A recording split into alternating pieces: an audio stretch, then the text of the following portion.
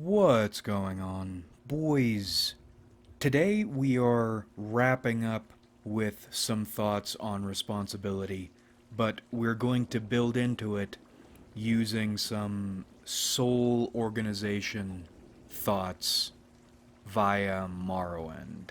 So I have been thoroughly enjoying my House Redoran Nerevarine, and comparing my experiences with House Redoran with my experiences with House Telvanni has helped put some things in perspective.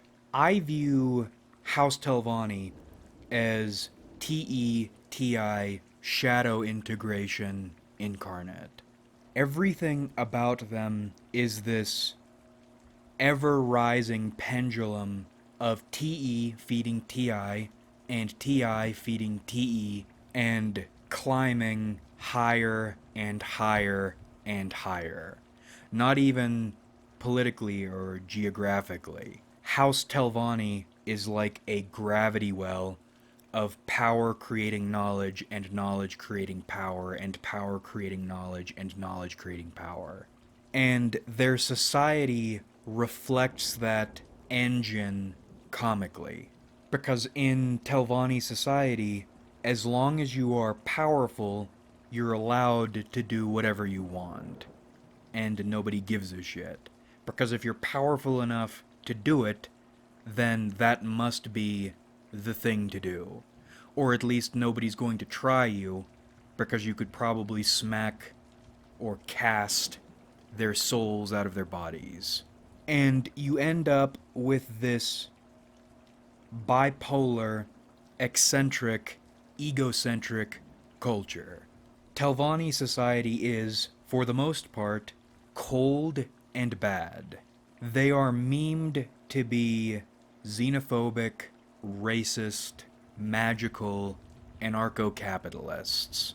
And that's true because they are, but that also isn't all they are, but in demonstrating that that isn't all they are, they demonstrate the underlying principle that everything for them is about power. For example, basic Telvanni society. They have literally no allies. If you are allied with anyone you can be allied with, they are going to like you less. And if you ally with Telvanni, everyone else is going to like you less. Everyone hates House Telvanni. House Telvanni hates everyone. And this isn't just in their magisters, this is in their commoners. If you're walking around Morrowind with low health in other places, people will notice and perhaps give you advice on where you can go for healing, or alchemists for healing potions, that sort of thing. If you're walking around House Telvanni locations with low health, the lowest Telvanni shit shoveler is going to tell you you are not going to make it. You might as well just let go now, dude. One councilwoman is can't take care of herself insane. But nobody's going to do anything about it, because if they were to try, she could probably erase all of them. Ergo, if she is powerful enough in her insanity, her madness, to erase everyone, then insanity must be the way to be. One councilman thinks a woman who is 200 years old is too young to own a robe that nice, so of course she must be killed.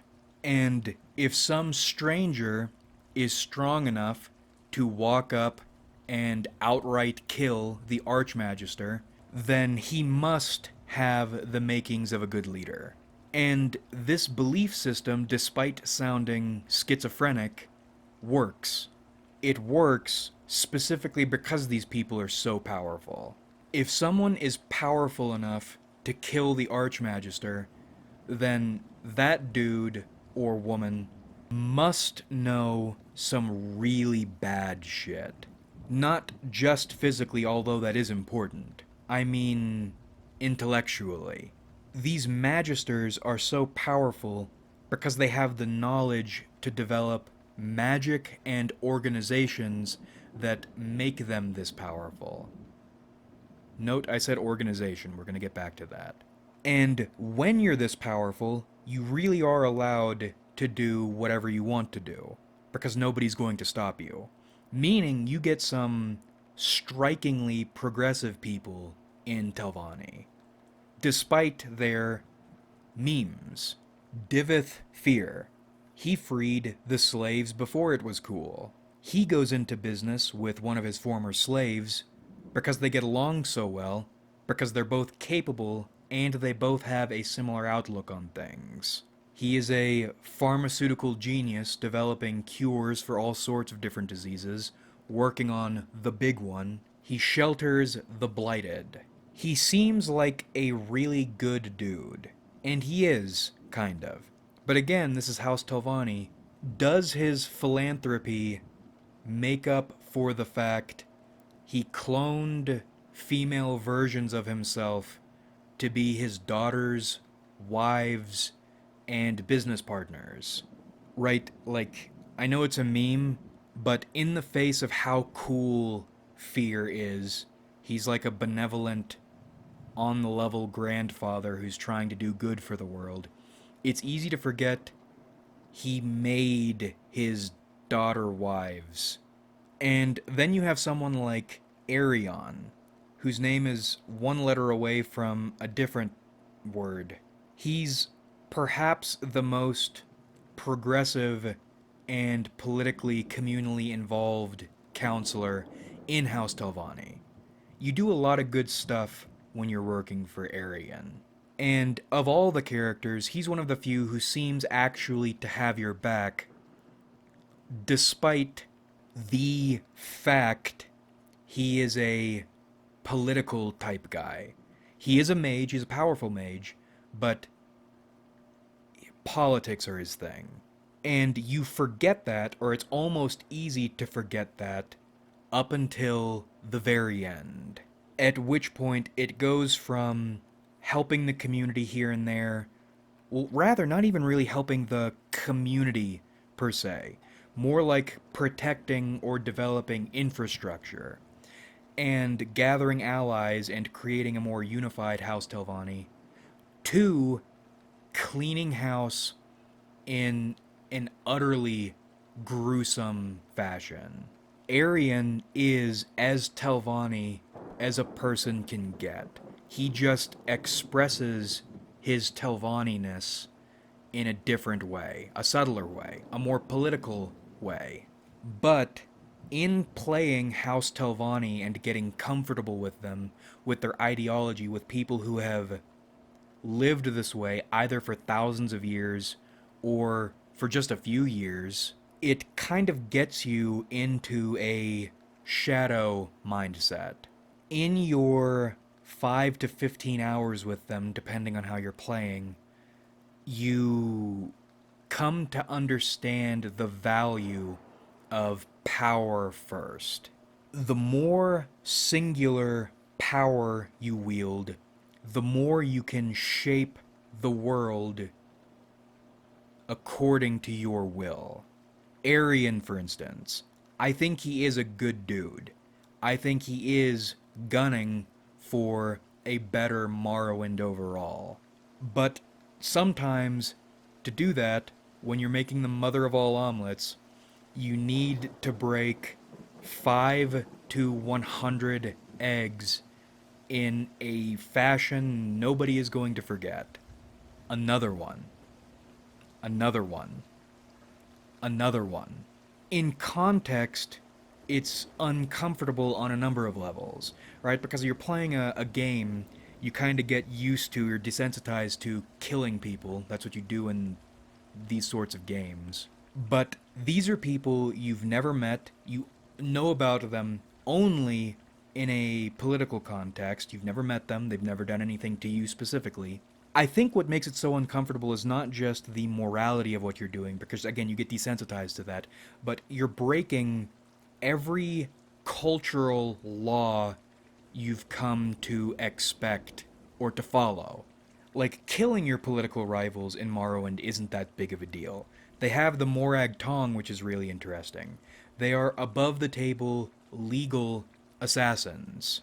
It would be more than appropriate to hire them to get it done. But no, Arian wants you to do it because it's an exercising, a visible exercising of singular power, of the house and of the ruler to be, and not financial power. You aren't spending money to get a bunch of assassins sent out. One man, one Telvanni Magister is ending bloodlines. And not just noble bloodlines, but anyone stupid enough to stand in the way. It's gruesome. But it makes a point, both in game to the other houses and to you, the player, because you don't get fucked with. That's one of the things I like about Morrowind. People act like Morrowind is static because it is, but, or at least in terms of people moving around, but socially, it is anything but static. If you do scary things, people become afraid of you. If people realize standing against you makes them die, they stop standing against you. And once you are on top of that tower, metaphorically and literally, you get a pretty sick mushroom tower, then you can become the protector of Morrowind, even though you just single-handedly foul murdered a bunch of sons and daughters. It's such a rush, too, right? Like, in the Telvanni quest line, there are instances you have to do some political stuff, but if people are adequately afraid of you, they will just give you what you want so you won't hurt them. And the other thing I love about Morrowind, specifically coming from an initially Telvanni perspective, is perspective. I was under the impression House Redoran is just a dumber House Telvanni.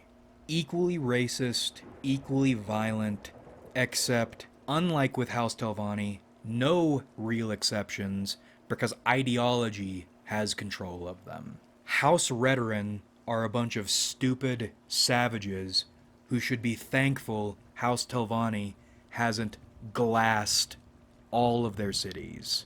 And if they did get glassed, then it would have been well deserved.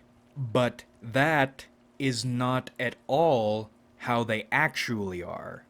They seem stupid and mean because they are led by someone who is stupid and mean, but perhaps more, they view you as someone who is stupid and mean. Because if you're a Telvanni Magister, you are well, no, you aren't stupid, but you are really mean. They view you as a Ritalin-popping serial killer because that's what you are. How can you expect them to treat you as anything else? Especially considering you are the culmination of everything their leader is manipulating them into fearing, which is violent, sociopathic outlanders, subversive outlanders. When you join up with them, however, and see their perspective, walk a mile in their shoes, you see what they're all about. And they're like the shadow of House Telvanni, not in the evil or aggressive sense, but actually kind of in a more moral sense.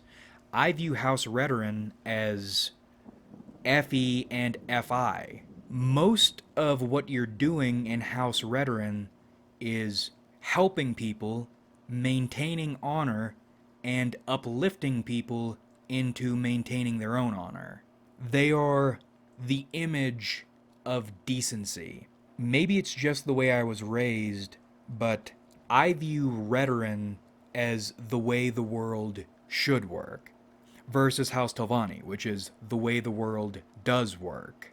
Like, one of the first things you do in House Telvanni is you're told, go buy me some soap and kill this bitch. Appreciate your work. Here is $5.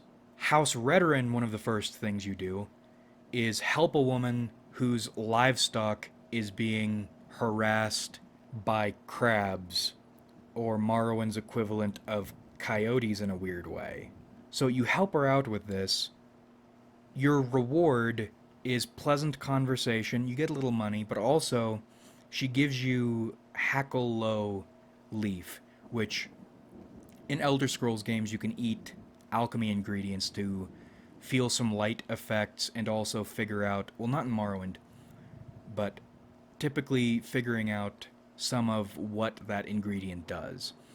And you can do that in Morrowind, but in this quest, she gives you some of this Hackalow leaf, which is an alchemical ingredient. Typically, you're not going to eat it directly, and if you do, it's a purely mechanical thing. But here, she textures the mechanics a bit more by saying nothing feels better after a hard day's work than chewing on some of these leaves to put the wind back in your sails, because it restores your fatigue, makes you feel a little bit better.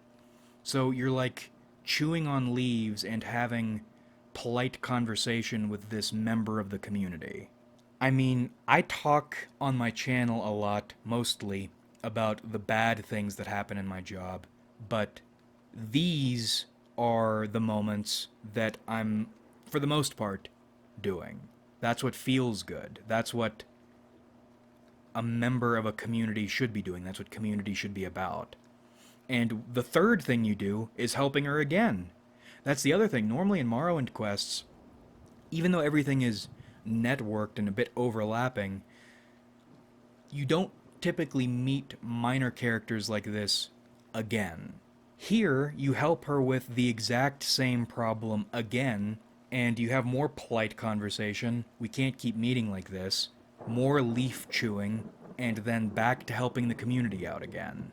And the other thing about Redoran, from the outside, they are perceived, probably by you, as thugs, because they're the fighter house, but when you're working with them, when you're dealing with people outside your community, you are almost always encouraged to solve the issue non-violently, or find the helpful solution, or find the empathetic solution.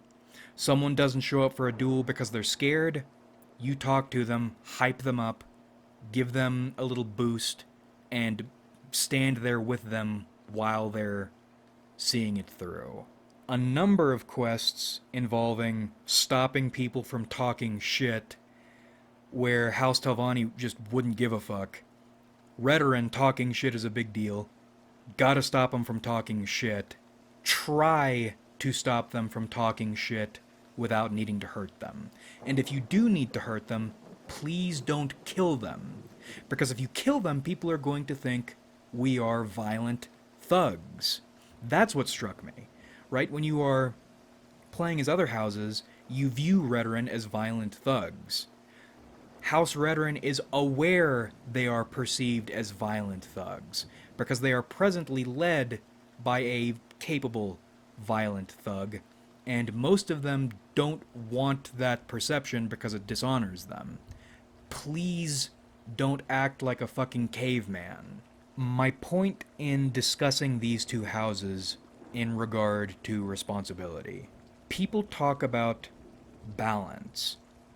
I don't think you need or should want a balance.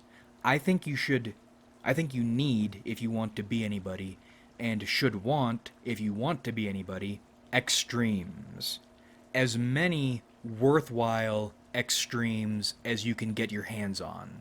Or more than just get your hands on, but understand both how they operate and what they mean to you.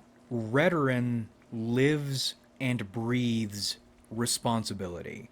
And from a Telvanni, or an ironically coldly Western perspective, responsibility is nonsense. Responsibility is deception. Responsibility makes you weak. But to me, at least I think it is, responsibility is important. It makes life worth living and people maybe worth believing in or being around. If everyone took fair and just, whatever those two words mean, responsibility, our world would be a lot better. Even though fair and just are interpreted in a fickle way, if they are interpreted at all. Circular logic, beautifully circular logic. To keep fair and just, you need to be fair and just. That is fucking stupid, but it's perfect. But to achieve that, and maybe it's an illusion if it's achieved, considering people are not naturally built that way, you need the understanding people are not naturally built that way, and the power and willingness to act accordingly. If you want a Reteran society, you need a Telvanni mindset.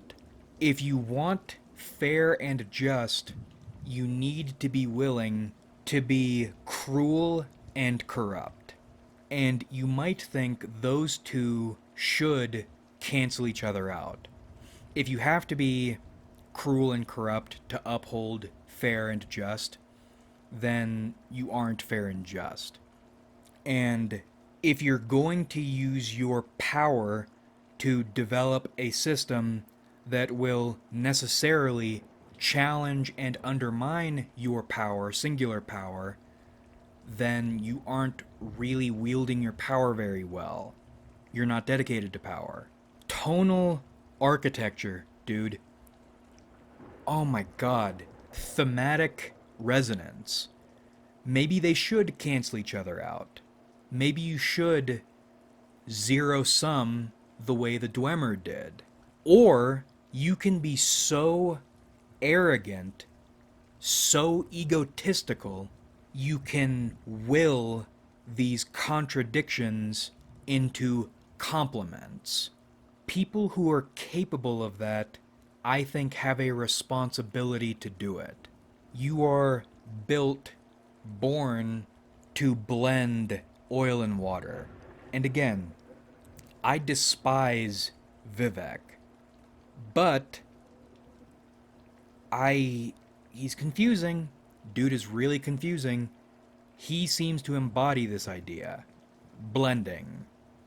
Contradictions. Becoming a unity. Did I mention he was a mortal hermaphrodite? Like, that wasn't something that he did after becoming a living god. He was born that way. You can say Vivek, she. You can say Molag Bal smashed femgirl Vivek's girl pussy, which is psychedelic psychedelic fantasy. What a wacky world. My point in saying all this is you can't have one without the other, but that's not a balance. That is both and one. Now, to close out with what should have been the full-on primary topic, but then the video would have been just a few minutes long, I'm playing through House Reteran and thinking about the value of something valueless, like honor and responsibility. And I've mentioned countless times before, my father and I don't get along. It's not good, and it's never going to get better. And a weird aspect of shadow integration is realizing how similar he and I actually are. And recognizing that I don't like parts of myself for the same reasons he doesn't like me. I had this weird generational mirror moment, realizing he and I are essentially the same person expressed a different way. I think that's part of why I've been panicking about fatherhood recently. realizing just how similar we are when my chains are off. One of the last really foul, soul hurty things he said to me was when I was discussing my plans to take care of him and my mother in their old age. Because he almost died last year. And I mentioned one of my family members got pretty sick recently. That was my uncle. And he and my father are relatively close in age. And what he was sick with, he's okay now, I think. But he could have died from what he had. And my father almost died last year. Anyway, I expressed my concerns about either my father getting sick again and my mother being alone and having to deal with that by herself, which wouldn't be good. My mother is nerves of steel usually, but in those sorts of situations doesn't do all that well. Or if my mother were to go first, then figuring out a way to take care of him myself instead of doing what he did, which from his perspective at the time was the best he could do, but putting his father, in a nursing home and leaving his brother to spend most of that quality time with him in his last few years. And then not telling me he died until after he was dead, no warning at all, and then being angry at me that I was on probation at the time. And again, I've never told the story of exactly what happened, and I probably won't for years until I feel safe enough for that to be out there. In my own words, talking about that shit is really... I don't mind talking about it, but I don't like having it in a place it can get twisted. Anyway, bullshit, but I know there are ways to get approval to leave your area when you are on probation, but I really didn't want anything to go wrong, so I didn't. And then they hold that against me. Like, he's dead. It's a funeral, and if you wanted me to attend this funeral, could you have at least told me he died? Or given me warning? It was a whole fucking thing that was not... It was not a good situation, and that's another stain that is never going to be fixed. Anyway, if my mother goes first, then I'm not going to let my father rot in a nursing home. And I'm talking about these plans with him, and in an angry manner, he mentioned that he could have his feet missing and tubes sticking out of him, dying in a hospital bed, and he wouldn't want me there. And that was nasty enough that I very seriously considered, if that were to happen, not being there. But something was not sitting right. It has been. It still is, frankly, even though I have made peace with it. But I made peace not in saying or dedicating myself not to being there when he needs me, but instead, despite the resentment and hatred from emotional abuse and threats and all these things, I committed the sin of taking a materially secure childhood for granted, not fully appreciating it, because of all of the nastiness. I think my father is finding himself in a similar position, and in the same way I did when I was a child, not realizing it.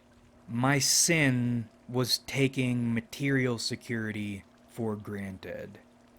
My penance is providing material security that is taken for granted. It is giving what I owe in the way I owe it. And this was a weird realization while I'm playing through House Redoran, right? Because I think this answer puts a bunch of these issues at peace. But When you say, I've found peace, you think of calm and relaxing and confidence. This peace does not feel that way. And righteousness here is a useful concept because, as we remember, righteousness, the right path, not necessarily morally right, but what needs to be done, doing the needful, doesn't feel good always. So if I don't feel calm and happy and confident or even void, this is not a happy peace, then how is it peace? Well, it's peace because it's answered. This problem I've been dealing with, this is the solution. It's solved. It's not going to be fun, but this is the answer that works logically and morally.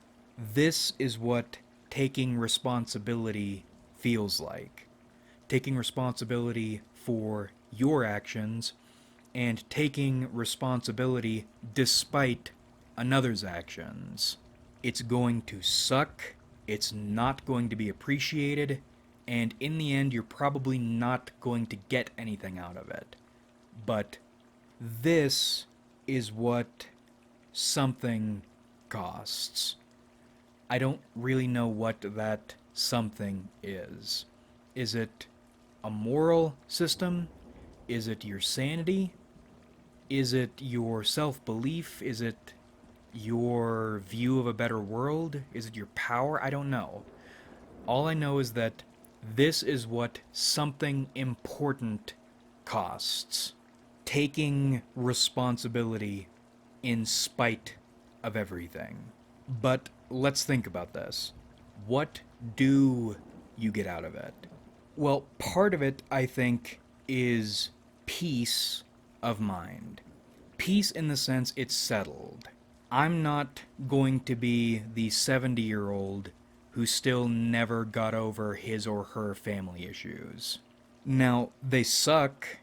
They turned me into what I am, and I'm never going to get away from that.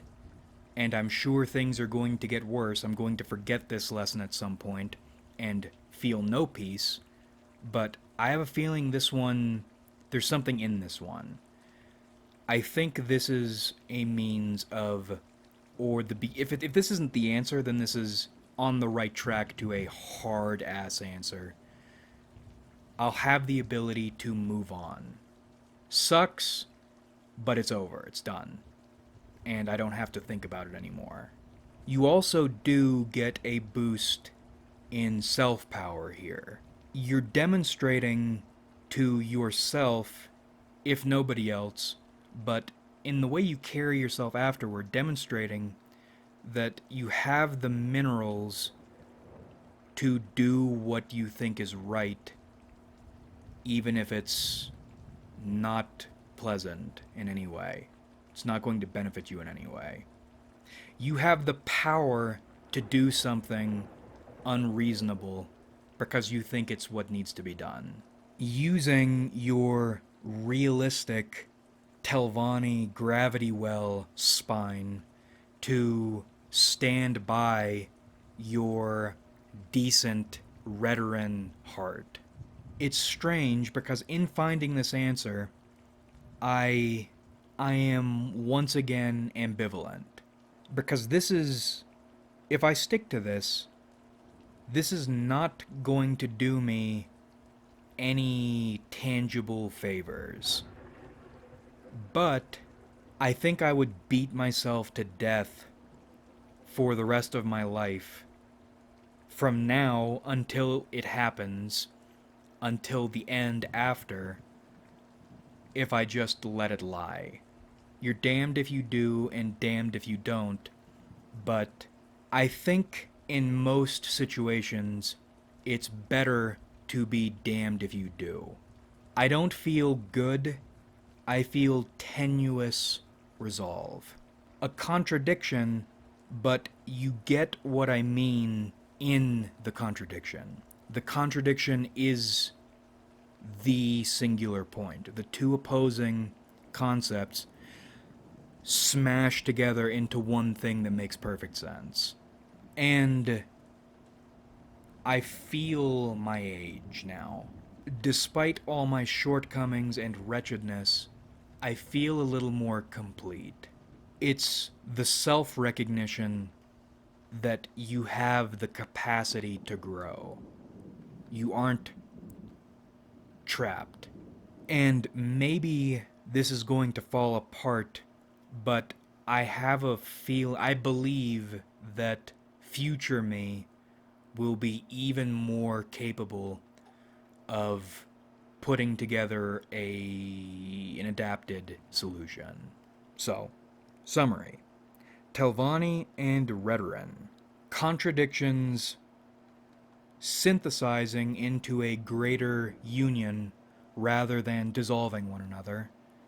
But you need to be right proper arrogant to pull that off, and I think you can be. And finding it in yourself to take responsibility when you think you need to. And doing it for its own sake. You might find it in yourself to develop that strength and not so peaceful peace. But that about rippity wraps this one up. I hope you enjoyed watching, because I certainly enjoyed making it. Redoran is a really relaxing house to play. I mean, the peace I'm feeling isn't peaceful, but the peace I feel playing Redoran is very peaceful. Thank you, video games, for letting me pretend to live in a decent society. Like if you enjoyed, because it helps me out a lot. Subscribe if you haven't, because we do this shit sometimes. And comment your thoughts, 'cause I love hearing from you. What great house in Morrowind do you like? I haven't played Hlaalu yet. I am very interested to see what that's going to be like, because I hated Redoran before I joined Redoran. Am I going to hate Hlaalu, or stop hating Hlaalu, the way I stopped hating Redoran? Something tells me I won't. I have a feeling I might still hate Hlaalu, but we'll see. Which great house do you like, and why? That's a serious question. I'm actually interested in this one. Thanks again for watching, everybody. Really had a lot of fun on this channel. So much fun, in fact, you can stuff it into a giant mushroom tower, because those mushroom towers are really neat, and they actually don't have as much storage space as you'd think they would. That's how much we have on this channel, and I look forward to doing this with you guys again in the future.